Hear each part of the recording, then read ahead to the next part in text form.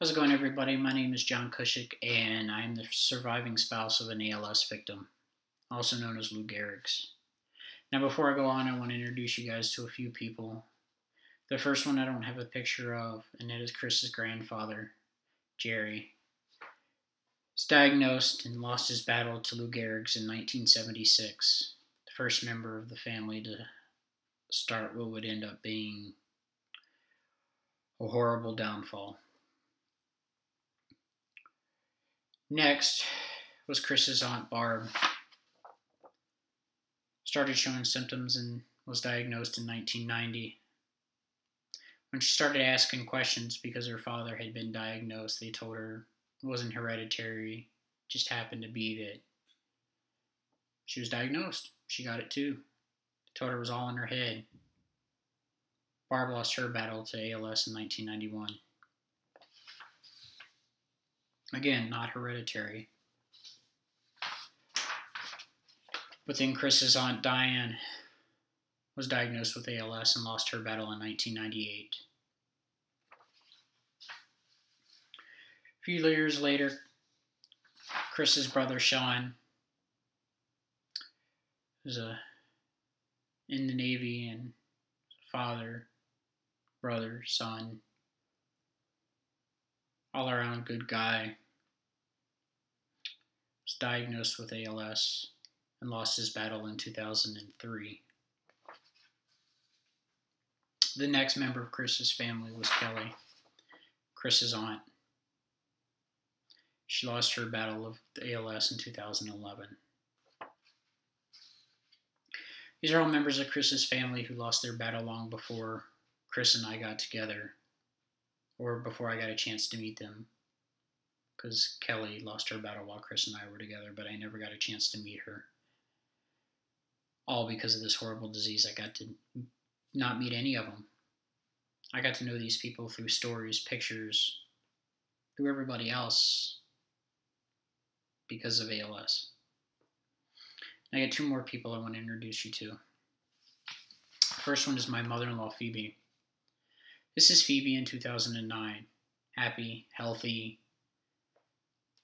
working full-time, can get around no problem. At a 4th of July picnic, having a good time.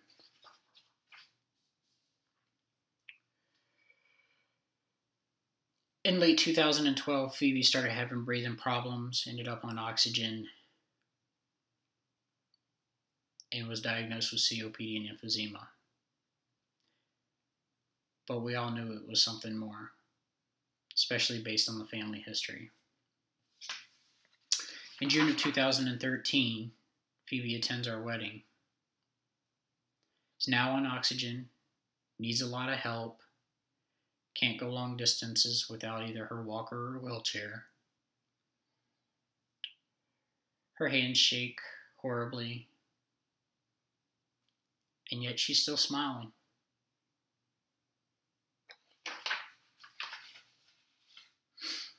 After that, Phoebe continued to get considerably worse.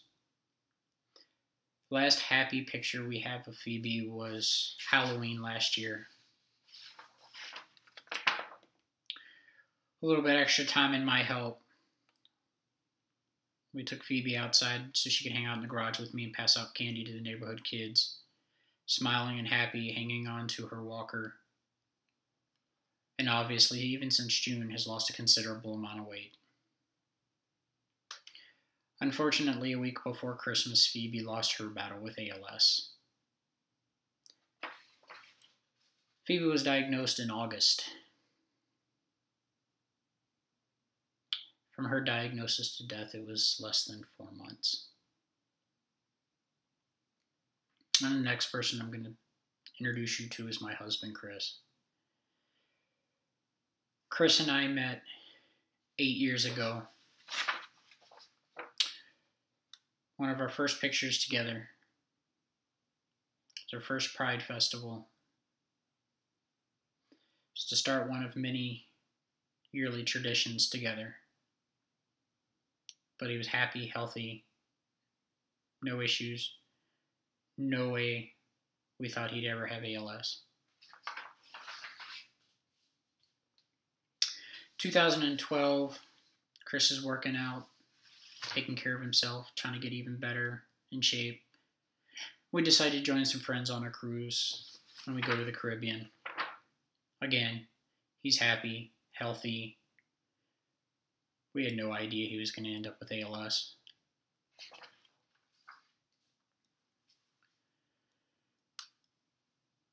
April 7th, 2013. One of the worst days of my life. Chris calls to tell me that the doctors have confirmed the diagnosis, and at 35, Chris has ALS. He's now the 6th member of his family to be diagnosed with this disgusting disease.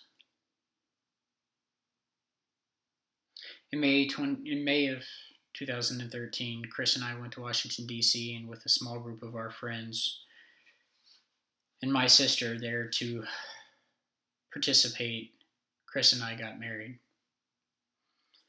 In June, we had a reception back in Milwaukee so that all of our friends and family could be there. At this point, Chris's right hand is down by about 30%. He can use it, but in small amounts. Otherwise, it gets exhausted easily.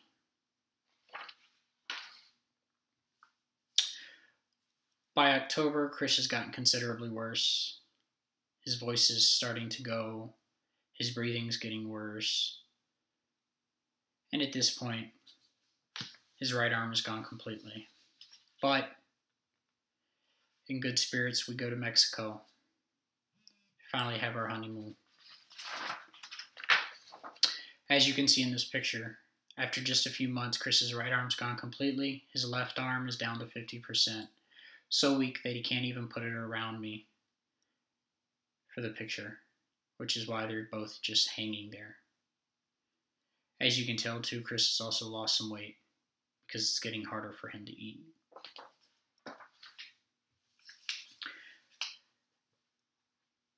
After that, things continued to get worse and continued to move even faster. So at the end of March, Chris and I and Fiona packed up and relocated to Lubbock, Texas, so we could be closer to his sister, so we could be near family, so I could have help taking care of him. We closed on our house on April 1st, got Fiona registered in school.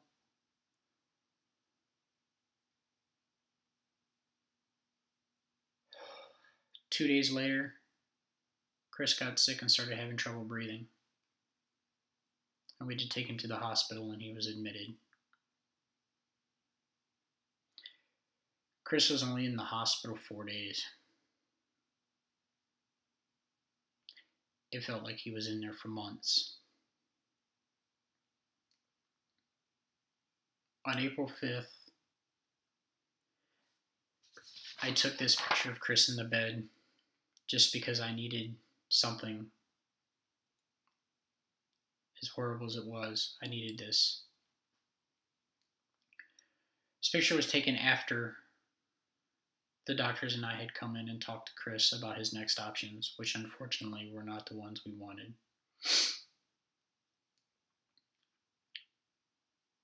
Two days later, we took Chris off the machines, and Chris lost his battle to ALS. And of course, you want to know why this is still so important to me. Well, because it runs so rampant in his family, and there's still so many left that could end up getting diagnosed with ALS, we have to continue the awareness. Now, my main reason for this video is because of all the people who have been complaining about the ALS Ice Bucket Challenge. Everybody wants to complain and ask, well, how is pouring a bucket of ice water on your head helping raise money for ALS? How is it bringing awareness? What is it really doing for ALS? Well, as far as fundraising, the numbers speak for themselves. The ALSA national organization has raised over $70 million, in the 2.5 weeks the ALS Ice Bucket Challenge has been going on. As far as awareness, it's getting people talking. But you ask, why a bucket of ice water? Why not something else? When Pete Frates started the Ice Bucket Challenge, he did it to give people a chance to feel, for a few seconds, what it's like to be an ALS patient. Because when all that ice cold water hits your body, it temporarily paralyzes you because of the shock. Well, that's what somebody with ALS goes through every day, every minute of their life. They're paralyzed, whether it's one limb, their whole body, part of their body. But that's what this disease does, is it causes paralysis. And you're asking why this disease is so important than any other as well. All the others people know about. Most of the other diseases out there, there's treatments for, and in some cases people are cured. ALS is considered an orphan disease because they know nothing about it. There's no diagnosis for it. It's basically diagnosing other things and figuring out that, oh, well, you've got ALS. That's what it is. There's also no treatment. There's only one drug out there that is considered a treatment for ALS, and all it does is buys you about 2 or 3 months on the wrong side. At that point, your quality of life isn't that great, and really, at 2 to 3 months doesn't mean anything. So, again, this ALS Ice Bucket Challenge is bringing awareness, is getting people talking, it's educating people, because most people have heard of the Lou Gehrig's part of it. Most people have never heard of the scientific name, the ALS, the amyotrophic lateral sclerosis. Sorry, I can't talk. So it's getting people talking. It's getting people to Google it. It's getting people to finally learn about a disease that needs the attention. What most people don't realize is that with ALS, somebody's diagnosed every 90 minutes. And in a lot of cases, somebody also dies every 90 minutes. Somebody gets diagnosed, somebody else is dying from this disease. The worst part is that because the life expectancy of most people with ALS is 2 to 4 years, and most people progress fairly quickly, there's not a lot of research out there for it. So we need to bring more awareness to help push the drug companies and the scientists to do more, to move faster, to work on something for this disease so we can try to help save people, save families, save my family. So if you're for the ALS Ice Bucket Challenge and you support it, please keep supporting it. Tell your friends, share every video you see. Forget what people say. If you're against it, that's okay.